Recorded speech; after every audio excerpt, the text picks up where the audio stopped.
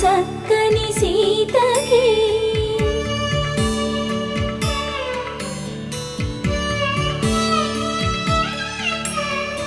ఎర్ర జాబిలి చేయి రాముడేడని అడుగుతుంటే చూడలేదని పెదవి చెప్పే చెప్పలేమని కనులు చెప్పే నల్ల పూసై